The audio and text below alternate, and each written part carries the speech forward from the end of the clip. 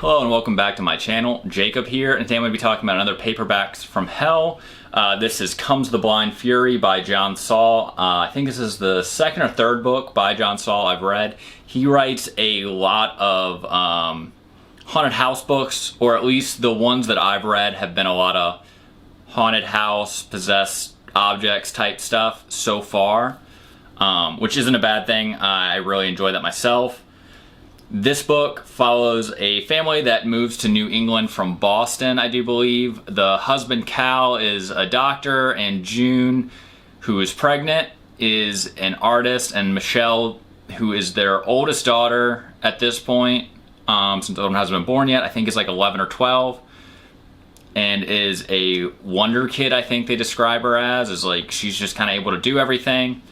But anyway, we all know that bad things happen when you're a doctor or relocate to New England, especially if your life takes place in an 80s horror novel. Nothing good happens when you move to an old house that's been abandoned for years in a small New England coastal town overlooking the ocean, which is exactly what this family does. And surprise, surprise, bad things happen.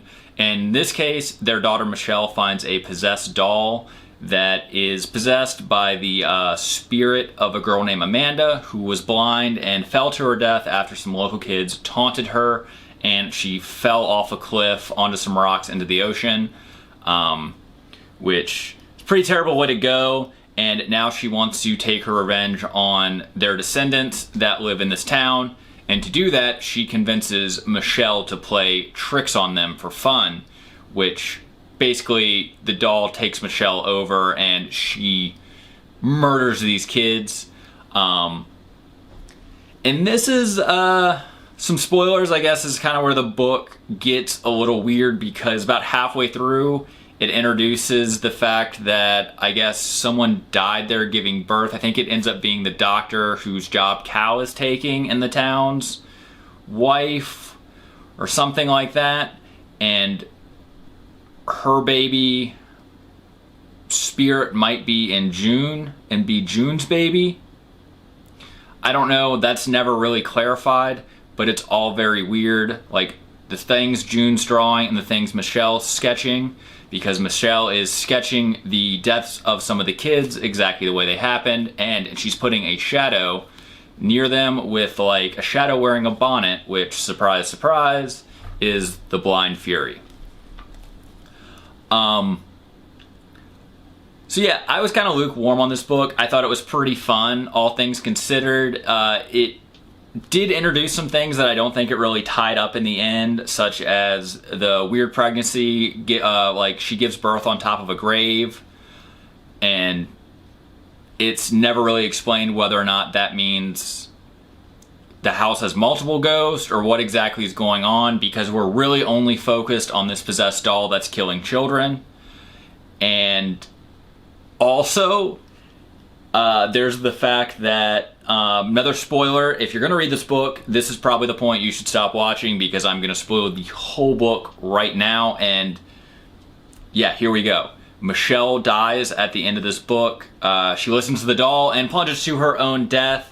And then we actually get an epilogue in which the family is now raising the baby, which is perfect, and the baby is now 12, and everything is kind of wonderful. The town doesn't really talk to June, since, you know, her daughter killed all the children in the town just about, so that's not very neat.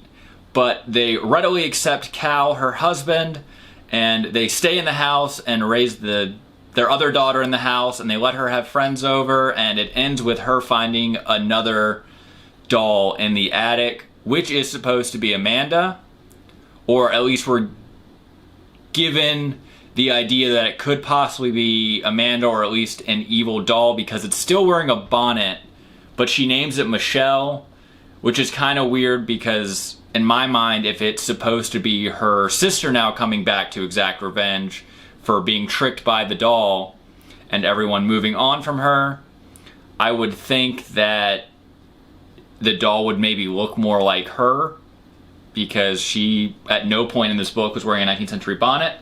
But either way, it was kind of a fun read. I read it pretty quickly.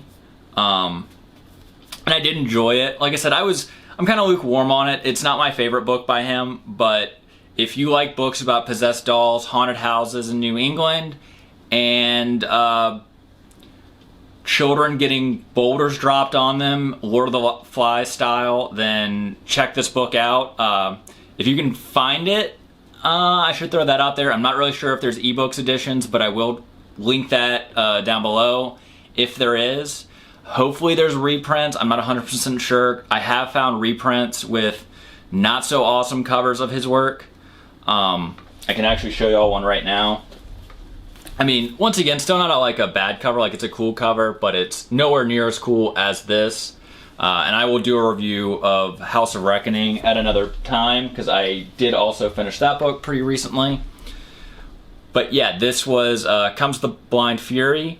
Check it out if you're, once again, if you're into New England haunted houses, or just want to track down some paperbacks from hell, because not all of them are amazing. This was a pretty good book. Not my favorite, but maybe that's just me. So yeah, if you enjoyed this video, please like and subscribe, and I will see you guys next time.